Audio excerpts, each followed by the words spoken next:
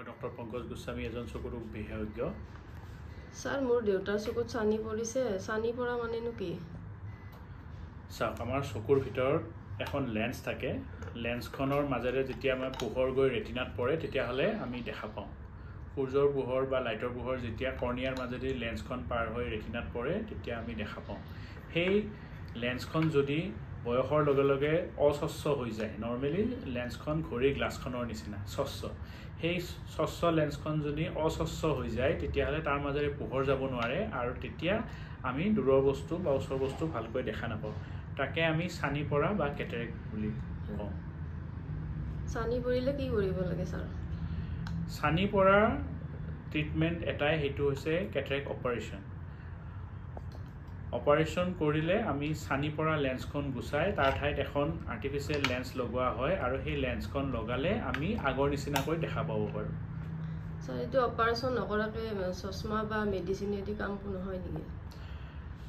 চানি পৰা অপাৰেশ্যন নহ'লে আমি মেডিচিন বা চশমাৰ দ্বাৰা ইয়াৰ ট্ৰিটমেণ্ট সম্ভৱ নহয়, কাৰণ এইটো এটা বয়সৰ লগত হোৱা বস্তু। বয়স বাঢ়িলে যেনেকৈ আমাৰ চুলি পকে তেনেকৈ চকুত চানিও পৰে। মেডিচিনৰ দ্বাৰা ইয়াৰ পৰা কোনো সুফল পোৱা নাযায় আৰু চশমা পিন্ধিলেও তেওঁ ভালকৈ দেখা নাপায়। সেয়েহে অপাৰেশ্যনে একমাত্ৰ উপায় যাৰ দ্বাৰা আমি চকুৰ চানি পৰা ৰোগ আমি ঠিক কৰিব পাৰোঁ আৰু মানুহজনক ভালকৈ দেখাত সহায় কৰিব পাৰোঁ। ইয়াৰ অপাৰেশ্যন কেনেকুৱা ধৰণৰ, মানে কি কৰিব লাগিব? চকুত অপাৰেশ্যন আমি চানি পৰা ৰোগৰ চকু অপাৰেশ্যন কৰা বুলিলে আমি সাধাৰণতে বৰ্তমান ফেক' ইমালচিফিকেশ্যন পদ্ধতিৰ দ্বাৰাই কৰোঁ। ফেক' ইমালচিফিকেশ্যন এটা এনেকুৱা পদ্ধতি য'ত আমি সৰু এটা ইনচিশ্যন দি 2 মিলিমিটাৰ ইনচিশ্যন দি চকুৰ ভিতৰত যিখন লেন্স থাকে সেইটো মেচিনৰ দ্বাৰা আমি ওলাই লওঁ, লিকুইফাই কৰি ওলাই লওঁ আৰু তাৰ ঠাইত এখন আৰ্টিফিচিয়েল লেন্স এখন লগাই। তাৰ বাহিৰেও আমি ফেক' ইমালচিফিকেশ্যন নকৰি পেলাই মেনুৱেল স্মল ইনচিশ্যন কেটেৰেক্ট চাৰ্জাৰী কৰিব পাৰোঁ। তাত মেচিন ইউজ নহয়, তাত ইনচিশ্যন চাইজটো অকণ ডাঙৰ হয় আৰু আমি লেন্স লগাব পাৰোঁ। এতিয়া ফেক' ইমালচিফিকেশ্যন পদ্ধতি বৰ্তমান সময়ত বেছি ভাল, কাৰণ ইয়াত ইনচিশ্যন চাইজটো বেছি সৰু আৰু ৰোগীৰ যিহেতু বেছিকৈ কাটা চিঙা নহয়, সেয়েহে ৰিকভাৰী ৰেটটোও ভাল আৰু একেদিনাই মানুহজন ঘৰলৈ যাব পাৰে।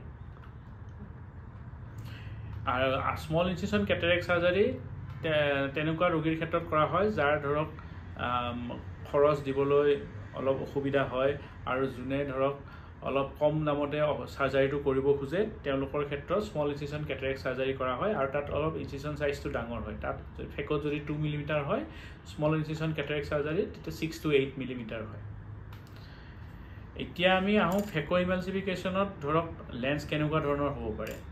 লেন্স ধৰক আমাৰ নৰ্মেল মনোফকেল লেন্স হ'ব পাৰে। মনোফকেল লেন্সত কি হয়, মানে আমি লেন্সখন হয় দূৰৰ কাৰণে নহ'লে ওচৰৰ কাৰণে আমি পাৱাৰটো দিব পাৰোঁ আৰু এই দূৰৰ কাৰণে যদি আমি লেন্সৰ পাৱাৰটো দিওঁ তেতিয়াহ'লে ওচৰৰ কাৰণে চশমা পিন্ধিব লাগিব, আৰু যদি ওচৰৰ কাৰণে লেন্সখন দিওঁ তেতিয়াহ'লে দূৰৰ কাৰণে চশমা পিন্ধিব লাগিব। মনোফকেল লেন্স আকৌ আমি আমেৰিকান লেন্সো হ'ব পাৰে, ইণ্ডিয়ান লেন্সো হ'ব পাৰে আৰু সাধাৰণতে ফৰেইন কোম্পানীৰ লেন্সবিলাকৰ অলপ কোৱালিটিটো ভাল হয় আৰু সেইকাৰণে বেছিভাগ ক্ষেত্ৰতে সেইটো প্ৰিফাৰ কৰা হয়।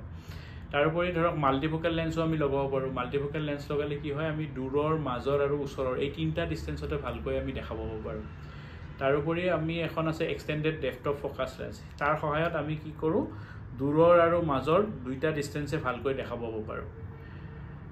তাৰোপৰি আৰু এখন লেন্স আছে, সেইখন আমি টৰিক লেন্স বুলি কওঁ। টৰিক লেন্সবিলাক যিবিলাক মানুহৰ হাই চিলিণ্ড্ৰিকেল পাৱাৰ আছে, হাই চিলিণ্ড্ৰিকেল পাৱাৰ মানে এক্সিছৰ পাৱাৰটো বেছি আছে, তেনেকুৱা ক্ষেত্ৰত টৰিক ইণ্ট্ৰাঅকুলাৰ লেন্সো আমি লগাব পাৰোঁ। গতিকে এইসমূহ লেন্স আমি পেচেণ্ট অনুযায়ী আমি চিলেক্ট কৰি যদি আমি লগাওঁ তেতিয়াহ'লে পেচেণ্টক ভাল ৰিকভাৰী হোৱাত সহায় কৰিব পাৰোঁ। ধন্যবাদ।